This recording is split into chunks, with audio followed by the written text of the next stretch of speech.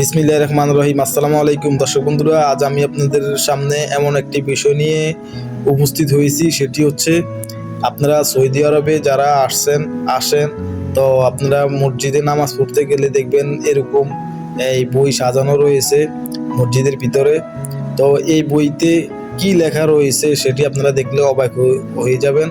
যেমনটি আমি আপনাদেরকে এই বইয়ের এই যে দেখুন কি লেখা রয়েছে, যে আপনার বাংলাদেশ, পাকিস্তান, ভারত বা অন্যান্য দেশ যারা এই সৌদি আরবে আসে তাদের সবার এই তুলনায় বাংলাদেশিরা এতই যে মনে করেন আপনার এই নামাজ ব্যাপারে বা নামাজ রোজার যে শিক্ষা ধারণ করা দরকার, বা ধরুন সূরা কেরাত, যা কিছু এই কোরআন পড়া, এখানে সবচাইতে পিছুয়ে আছে বাঙালি।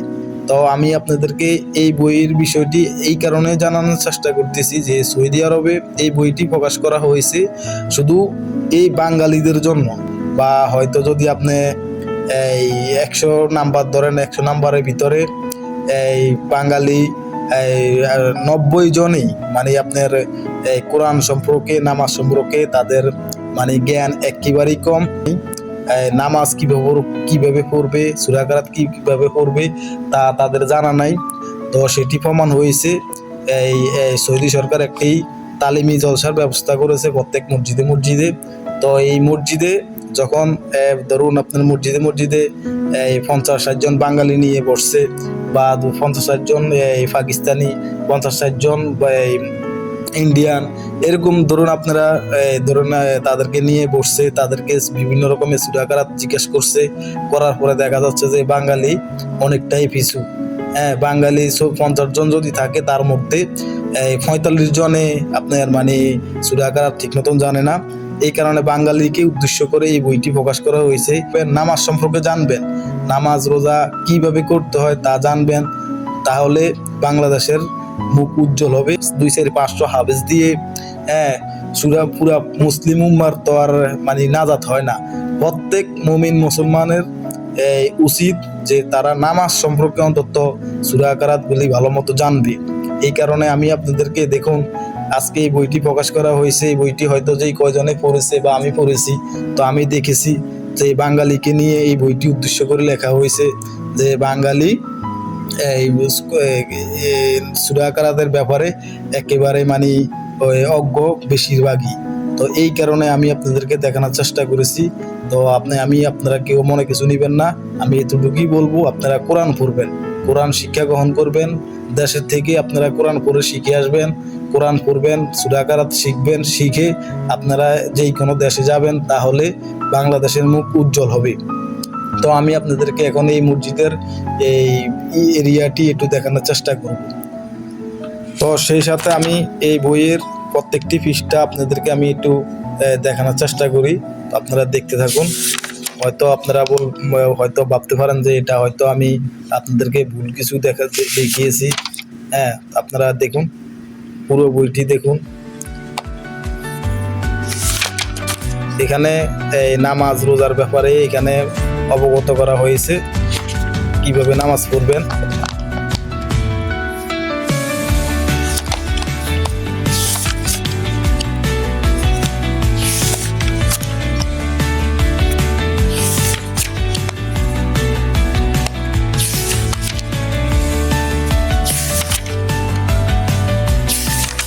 দেখুন প্রত্যেকটি পৃষ্ঠায় দেখুন, এখানে নামাজ সম্পর্কে ধারণা দেওয়া হয়েছে। সূরা কেরাত কিভাবে পড়বেন, নামাজ কিভাবে পড়লে আল্লাহ পাক কবুল করবে, তো এই সমস্ত ব্যাপারে এই বইটিতে তুলে ধরা হয়েছে। তো আমি এই কারণে আপনাদেরকে এই বিষয়টি জানানোর জন্য আমি আপনাদেরকে চেষ্টা করেছি। তো আমি এখন আপনাদেরকে মসজিদের এরিয়াটি আপনাদেরকে দেখানোর চেষ্টা করতেছি, আপনারা দেখুন।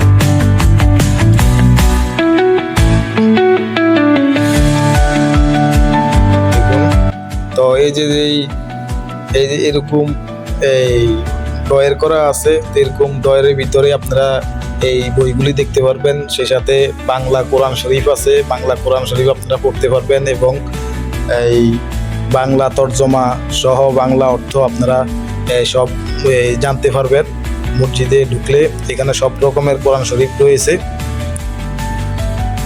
তো আমি এই যে আপনাদেরকে একটি এই কোরআন শরীফ দেখিয়েছি। তো দেখুন এই কোরআন শরীফটি এখানে বাংলা, আরবি, বাংলা এই সহ আপনারা এই জানতে পারবেন এরকম কোরআন শরীফ থেকে। এখানে দেখুন বাংলা কোরআন শরীফ, এখানে সবই বাংলা।